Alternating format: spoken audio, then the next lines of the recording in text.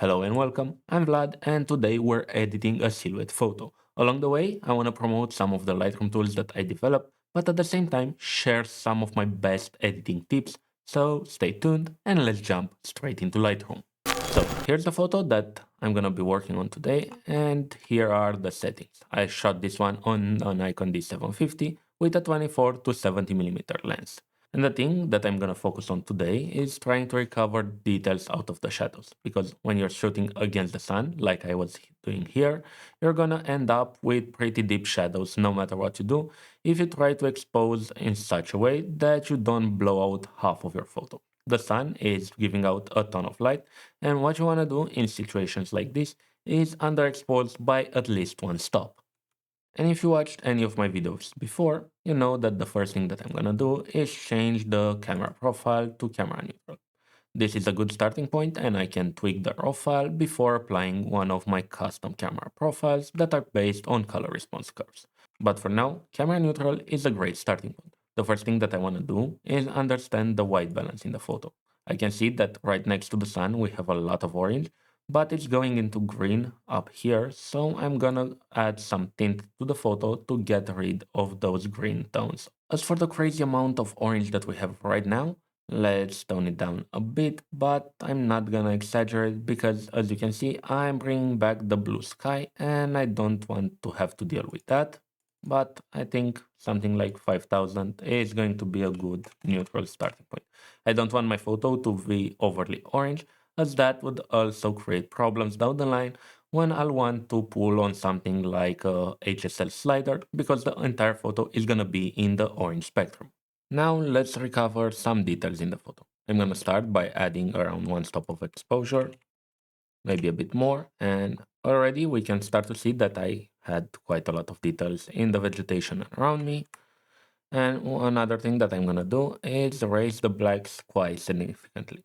I'm trying to stay away from pulling on the shadow sliders, especially anything over 25 or a bit more, because that way I am pushing a lot of pixels into the midtones and creating a mess while ruining the natural contrast of the photo. So I'm trying to keep it low on the shadows, but I pull on the blacks quite significantly to get back the details. Let's do a similar thing for the highlights. I'm bringing down the highlights a bit, but I'm gonna bring down the whites quite significantly to recover the burn details in the sun.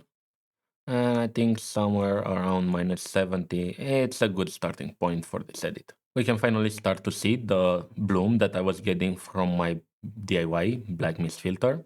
There is a video somewhere here that you can watch if you want to know how I did that. But let's get back to our photo. I still have a lot of really dark pixels around here. Not that would matter because I plan to crop the photo, but let's rate the exposure just a tiny bit more. And now let's actually go for the crop. I think I'm going to go with 23:9. It's a very cinematic aspect ratio, and that's something that I was planning while shooting, so the framing should look really nice. Something like this. Maybe bring it a bit higher, so I'm grounding my character over here. Now I'm gonna go to 16:9, drag it out, and I'm going to apply my black bars preset to get the nice cinematic black bar and retain the photo in a 16:9 aspect ratio so I can post it to social media. Speaking of social media, we're on social media right now, and it would help me greatly if you pushed those buttons. And with those black bars in place, we can easily see how much I pushed the image, but don't you worry, I have an easy fix for that. But before, I want to apply some color response curve to get the colors from some old film stock. Considering it's a sunset photo, I'm thinking about hectare 25, which is usually pretty warm, or hectare 100 in the push configuration. And I think this one over here is the winner. And I also want to bring in some more vibrance in the photo as I want this photo to be pretty bright and saturated. And to make it punchy and saturated and contrasty, I'm gonna pair that with the color response of Kodak 2383 D55. D stands for daylight and 55 means 5500 Kelvin, which is the warmest of the three color response curves that I have for 2383. This color response curve is going to help me a lot with the colors later on when I won't even have to color grade that much to the photo because the colors are already going to look great. You're going to see. But first, let's do a bit of masking. I'm going to start by adding a radial gradient starting from the middle of the sun, and let me enable the overlay so you can see what I'm doing. Something like this, pretty broad.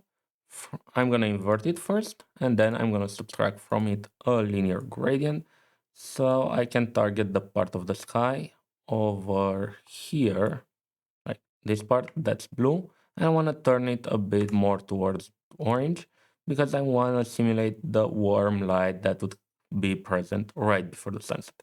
It's a stylistic choice. I know it doesn't look that realistic, but I'm not going for realism today. And also lower the contrast quite significantly, something around -50, little bit like this. And when it comes to contrast, my general school of thinking is that I want more contrast towards the subject and less contrast in the areas of the photo that don't matter that much. Naturally, the eye of a human is going to look at the most contrasty part of the photo. So by reducing contrast around the subject, we can focus the attention of the viewer on the subject of the photo. So nowadays, you're gonna see me reduce the sharpness on the edges of the photo and maybe also reduce the contrast or add something like vignetting. All this to direct the viewer's eye towards the middle of the frame where you'll find my subject. Speaking of the subject, let's create a mask over the subject of the photo. Another radial gradient, pretty big again. And in this one, I'm gonna raise the shadows a bit more, lower the highlights to get a bit more details. I'm also gonna increase the contrast just a tiny bit and the exposure. And I'm doing all this because I want more details just around my subject and not spread it throughout the entire photo. Again, more tiny details means more reasons for somebody to look at exactly that part of the photo. And because in this photo, you see how it got a bit oversaturated because of the sun, I'm going to reduce the saturation just barely, something like -10, just to make sure that this part over here doesn't get oversaturated where I'm adding more saturation later on. And I think I'm also gonna add some texture and a bit of clarity to bring out even more details in this middle part of the photo. And speaking of details, let's add another mask using a brush tool this time. And I'm going to select this foreground over here where we do have a lot of foliage. And I want to bring out the details from there. So let's add a bit of exposure and increase my highlights and the whites as well, just a tiny bit. I'm doing this to create some separation layers between the foreground and the hill in the background. Let's also address the black point in the photo because right now the blacks are pretty lifted. So I'm coming to curves and I'm looking to touch the vertical line from the point that I'm moving almost to the blackest point of the histogram behind of the curve. I'm also going to add a bit of an edge curve to get more contrast out of the photo, but not too much. And we haven't even touched the contrast slider, so I can push this back and give myself a bit more room to play with the curves. So what I want to do now is drop a few points. I want to bring out the details on the bark of the tree right here, so 1 point right here.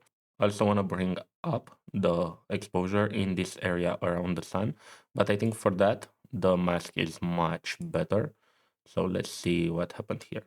Maybe if I don't lower the highlights, I can deal with that overly saturated zone.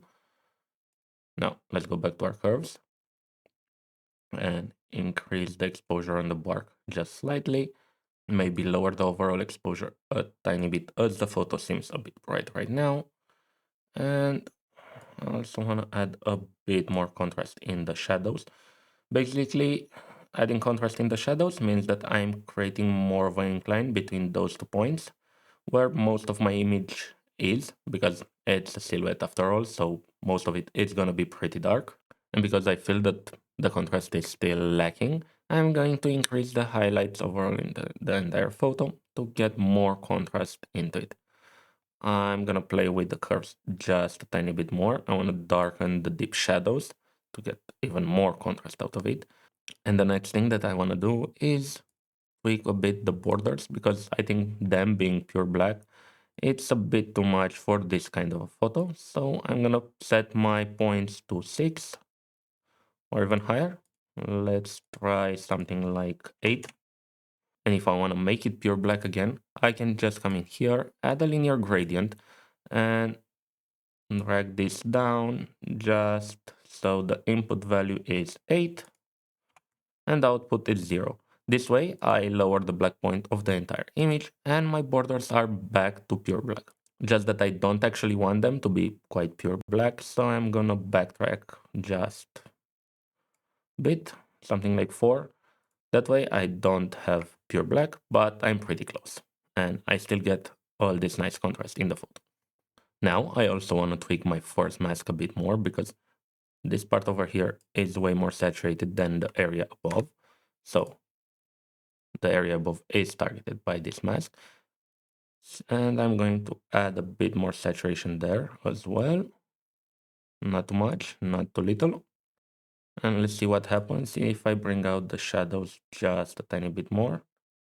And I think like how this is looking as it's bringing out these details over here that are foreground elements, and I like the look of them. I like them so much that I think I'm gonna create one more radial mask. And let's see how it looks if I add a bit more exposure in this upper part of the image. But I don't want it to affect the highlights, so I'm gonna bring back the highlights and maybe add a bit more warmth to increase the overall saturation in the photo. What I'm doing now is basically going back and forth towards my curves and the general raw processing sliders and my mask. This way, I try to balance the image so when I start applying color grading and effects, the photo beneath them is gonna look great and I will have a solid base. But I'm doing this trying to maintain the natural contrast in the photo and the light as it was at the moment of capture. After all, there is a reason why I took this photo, and the reason is the light was absolutely amazing. So I want to keep that in my edit and not bring out too many details that you wouldn't see with the naked eye. And that's the reason why I try to stay away from raising the shadows or lowering the highlights too much in this kind of cinematic photos, especially with silhouettes. And that's exactly the reason why I try to stay away lately from raising the shadows too much or lowering the highlights too much. That pulls out a ton of details from the file and it's distracting to look at, especially in a photo like this one, which is full of foliage. And to make the photo even easier to read, I want to add a bit of a gradient across the entire photo. I want the foreground to be rather dark, even darker than it is now. So what I'm going to do is reduce the contrast and also bring down the black levels just a bit. This way I can get away with even more redirection of contrast because, in shadows, we don't need that many details.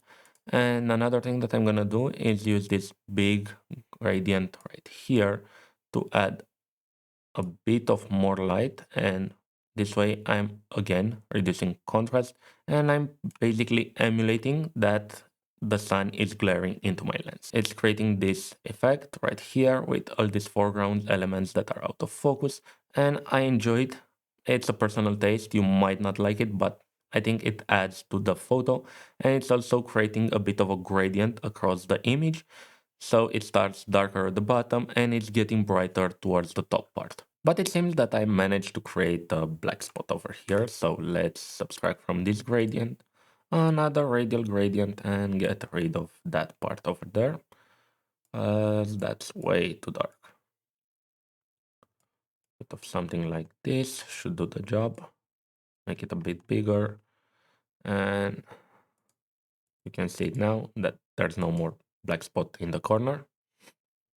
And with that done, I want to apply some grain. I'm going to use my all-in-one grain presets now, probably grain 200.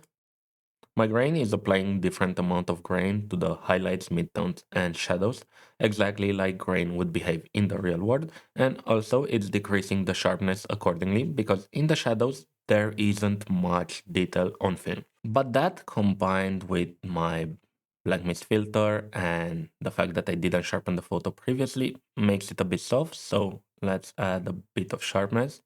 But instead of doing a lot of global sharpening, What I like to do is create a mask around my subject and sharpen the photo there so I wouldn't sharpen the edges of the photo. So radial gradient around the middle of the photo. I'm gonna make it pretty big and I'm going to add a bit of sharpness locally, maybe a bit of clarity and texture as well. And this way the edges of the photo remain soft and I get my sharpness in the middle right here. And finally, let's add a bit of color grading. For this photo, because it's pretty saturated overall, I'm gonna use one of my old tricks of decreasing the saturation in the highlights and the shadows. I also have presets for this, but I wanna do it manually, so you see how I'm doing this thing. I'm creating a luminance mask, and I'm targeting mostly the very bright highlights. And I'm combining this with another luminance mask that's gonna be targeting the really dark parts of the image. Again, just the extremities. And in this mask, I'm reducing the saturation pretty drastically.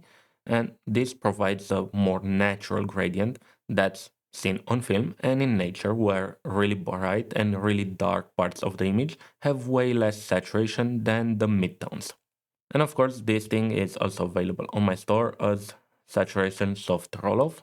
It's a set of presets and you can choose if you want to do both ends of the spectrum or just highlights or just the shadows. Usually I stack more than one mask and try to do it more gradually, but for this example, I think this will suffice. And finally, let's inject some color using the color wheels. I'm scrolling down over here and I'm going to add red in the shadows, orange in the midtones, and a bit of cyan or just green in the highlights. All of this, I'm toning them down to really small saturation values. Afterwards, especially the highlights, where I want just a hint of blue to neutralize the orange a bit more and give me rather white looking stuff. The idea is that the brighter it is, it's gonna be closer to white, and going towards the shadow is gonna be a bit warmer or reddish tones. And one last thing that I wanna do is increase the saturation in the blue channel to get a warmer feel throughout the entire image. And that's about it for today's edit. I'm gonna tweak it just a tiny bit more without the filming lights on so I can better see what I'm doing. And right now you see on the screen the photo that I started with, and this is my final edit. I really hope that you learned something from my tips today and that you enjoyed the video. If you did, don't forget to hit the buttons, maybe check out the presets that I have on my store, and I'll see you in the next one.